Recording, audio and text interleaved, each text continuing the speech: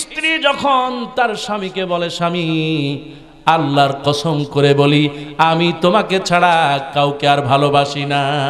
সুবহানাল্লাহ। একটু মোবাইলে কল আসছে, স্ত্রীর মোবাইলে কল আসছে, স্বামী কি ব্যাপার, তুমি কার সাথে আবার কথা বলো, এরকম আছে না? স্ত্রী এখন স্বামীকে বোঝানোর জন্য আল্লাহর কসম দিয়ে বলি আমি কাউকে সাথে সম্পর্ক নাই, আমার কোন এক ক্লাসমেট ফোন দিয়েছিল কিন্তু তোমাকে আমি বেশি ভালোবাসি, আল্লাহর কসম করি। গুরুত্ব বোঝানোর জন্য কসম খেলেন কার? তেমনি করে যে কোনো সময় গুরুত্ব বোঝানোর জন্য কসম খাওয়া হয়। আমার আল্লাহ কসম খাবেন কিসের? আল্লাহ গুরুত্ব বোঝায় দিলেন। আল্লাহ এই জন্য সময়ের কসম খেয়ে বললেন, আল্লাহ বলেছেন ওয়াল আসরি ইন্নাল ইনসানা লাফি খুসর। এই যে সময়, মানুষের সবচেয়ে মূল্যবান হলো তার সময়। এই সময় অহরহ চলে যাচ্ছে, অথচ আমরা সময়ের গুরুত্ব দেই না। এমনকি আল্লাহ পাক নামাজও ফরজ করেছেন সময়ের উপরে। সুবহানাল্লাহ। আল্লাহ পাক বলেছেন ইন্নাস সালাতা কানাত আলাল মুমিনিনা কিতাবাম মাওকুতা। আল্লাহু আকবার। আপনি ফজরের নামাজ জোহরের সময় পড়লেন, নামাজ হবে। জোহরের সময় আসরের নামাজ পড়লেন, নামাজ হবে।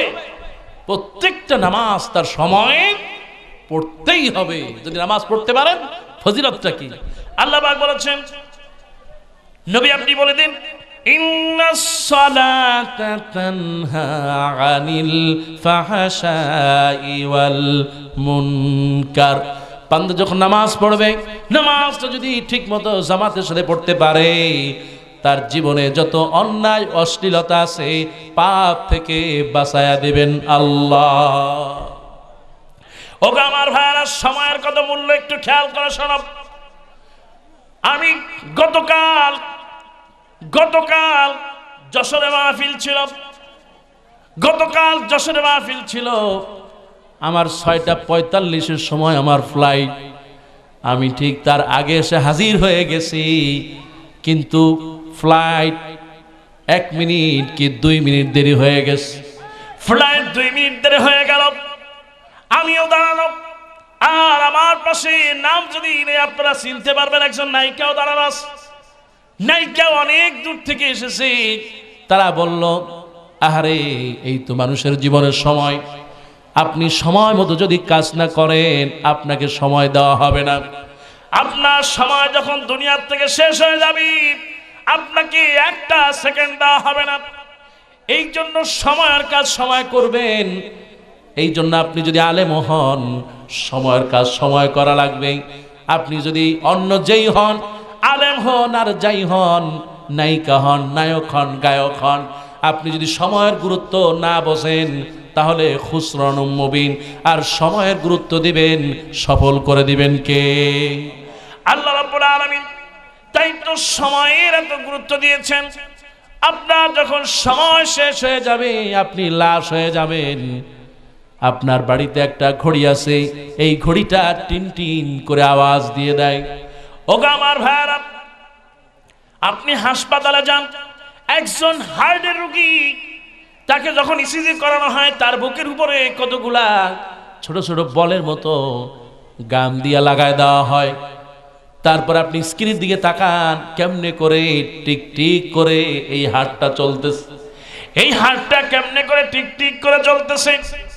এই হার্টে, এই ঘড়ির এই টিক টিক করে জ্বলা আপনার হার্ট যখনই কোনো একটা হার্টে ব্লক হয়ে যাবে, যখনই আপনার জীবনের সময় শেষ হয়ে যাবে, আপনি 100 পাঞ্চ করলেও এই হার্ট আর কোনোদিন ওপেন হবে না। ঠিক না? এই জন্য বলি ভাইরা আমার, আপনার ঘরের মধ্যে ঘড়িটা আছে, টিক টিক করে ঘন্টা দিচ্ছে, মিনিট পার হয়ে যায়। আর যেন বলে, ওগো বাড়িওয়ালা, এই যে সুন্দর একটা ঘড়ি, এই ঘড়ি আপনাকে কি শিক্ষা দেয় একটু শ্রবণ করেন। ঘড়িটা একটা মিনিট চলে গেল, একটা সেকেন্ড চলে গেল, একটা মিনিট চলে গেল, একটা ঘন্টা চলে গেল, রাত 12টার সময় ঘন্টা ঠন করে একটা আওয়াজ হলো। তার মানে হলো ঘড়িটা আপনাকে বোঝায় দেয়, ওগো বাড়িওয়ালা তোমার জীবন থেকে দামি একটা ঘন্টা চলে গেল, দামি একটা সময় চলে গেল না, যেন কবরটা তোমার একটা ঘন্টা সামনে চলে আসলো। এমনি করে দিন যায়, মাস যায়, যতদিন চলতে থাকে আপনার কবর সামনে চলে আসে। এই জন্য যদি আপনি সময়ের গুরুত্ব দিতে পারেন, কবর সফল হয়ে যাবে। সময়ের গুরুত্ব দিবেন না, কবরের মধ্যে আযাব চলতে থাকবে।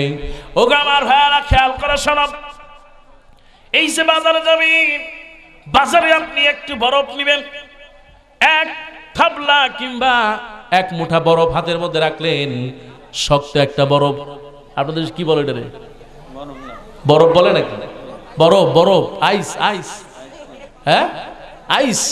আপনি আইস এই যে মাছের মধ্যে দিয়ে রাখে, মাশাআল্লাহ নৌকাতে তো এগুলো খুব ভালো হয়। আগে এই যে ফেরিঘাট যে আপনাদের, এই ফেরিঘাটে দেখতে আপনারা দেখেছেন যে অনেক মাছ এই মাছের মধ্যে বরফ দিয়ে রাখে। তারপরে যে আইসক্রিমওয়ালারা তারাও এই বরফ দিয়ে রাখে পাশে, যাতে করে কি আইসক্রিমটা কি হয়, নষ্ট না হয়ে যায়। এই বরফটা আপনার হাতের মধ্যে রাখলেন, এই বরফটা হাতের মধ্যে রেখে বলবেন, নগো বরফ।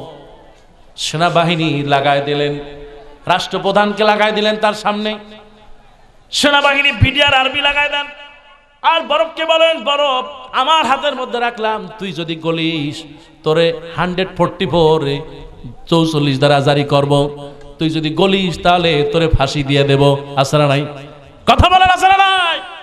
বাংলাদেশে ফাঁসি জিনিসটা খুব সহজ হয়ে গেছে। এক শ্রেণীর মানুষদেরকে যারা দ্বীনের জন্য, ঈমানের জন্য, তাওহীদের জন্য কথা বলে, তাদেরকে বাংলাদেশে খুব সহজেই ফাঁসি দেওয়া হয়েছে। কথা বলেন ঠিক কিনা? আর যারা বলেন ঠিক কিনা? আলেমদেরকে সহজে ফাঁসি দেওয়া যায়। কিয়ামতের দিন আল্লাহর সামনে প্রত্যেকটা ফাঁসির জবাবের জন্য প্রস্তুত থাকবা, মনে রাখবা, সেদিন আল্লাহর সামনে অবশ্যই অবশ্যই বিচারের কাঠগড়ায় দাঁড়ানো লাগবে। ঠিক কিনা? এই আপনার বরফ এক টুকরা হাতের মধ্যে নিলেন, দুনিয়ার কোন শক্তি তাকে দিলেন, কিন্তু সেনাবাহিনী দেন, বিডিআর দেন, আর্মি দেন, রাষ্ট্রপ্রধান দেন, তার কাজ সে কিন্তু গলতেই থাকবে। এমনি করে ভাইরা আমার, একটা বরফ সামান্য তাও গলে যায়। বরফটা যেমনি গলে, আপনার জীবনে এই যে মূল্যবান সময় ঠিক কিন্তু বরফের মতো গলে যাচ্ছে। আপনার সেদিকে খেয়াল নাই। আপনি তাস খেলা নিয়ে, লুডো খেলা নিয়ে, ক্যারাম বোর্ড খেলা নিয়ে, কিংবা আপনি হাডুডু খেলা নিয়ে, ফুটবল খেলা নিয়ে, বিশ্বকাপ টুর্নামেন্ট খেলা নিয়ে, ক্রিকেট খেলা নিয়ে ব্যস্ত। আছে না নাই? কথা বলা আছে না নাই? এই মেয়েগুলো হারে সময়টা দেদারসে নষ্ট করছে, সাজুগুজু করে সময় কাটাচ্ছে, সময়টা নষ্ট করছে আড্ডা দিয়া। মেয়েগুলো সময় নষ্ট করে সেলফি তুলে তুলে। আছে না নাই? দেখবেন মেয়েগুলা আজকাল সমাজে যত দামি মেয়ে হোক, যত মেয়েরা আছে, সব মেয়েদের বেশি পছন্দ হচ্ছে এই আপনার মোবাইল, দামি একটা মোবাইল। এই মোবাইলটা নেওয়ার পরে সুন্দর করে সাইজা গাছের পাশে, ঘরের কোনায়, কিংবা আঙিনায়, কিংবা স্কুলের কোনায়, কমন রুমে, যে কোনো জায়গায় দেখবেন মেকআপ করে, বিউটি পার্লারে গিয়ে মেকআপ করে সেজে, তারপরে বিয়েতে যায় বিভিন্ন জায়গায়, তারপরে এই রকম মোবাইল একটা নিয়ে আপনার আছে না নাই? কথা বলা আছে না নাই? এই যে আপনাদেরকেও একটু দেখায়, এই যে এটা কি কয়, এটা কি বলে, সেলফি। আছে না নাই? এই মেয়েদের আছে না নাই? এরকম আপনার সেলফি তুললো, সেলফি তোলার পরে দেখবেন এটা আর মোবাইলে থাকে না, এইটা ফেসবুকে যায়, ফেসবুকে দিয়ে দিস। ঠিক কিনা? মেয়েগুলো সমাজে নষ্ট হয়ে গিয়েছে। এই জন্য বলি বোনেরা আমার, এতটা নষ্ট হওয়া যাবে না, সময়টাকে কাজে লাগাও। সময় যদি কাজে লাগাতে পারো, আল্লাহ পাক বলেছেন, ইল্লাল্লাযীনা আমানু ওয়া আমিলুস সালিহাত ওয়া তাওয়াসাউ বিল হাক্কি ওয়া তাওয়াসাউ বিস সাবর। আল্লাহ পাক বলেছেন, সময়কে যারা কাজে লাগাবে তারা কষ্ট হবে না, নষ্ট হবে না, তাদের জীবনটা সুন্দরভাবে কাটিয়ে দিবেন কে?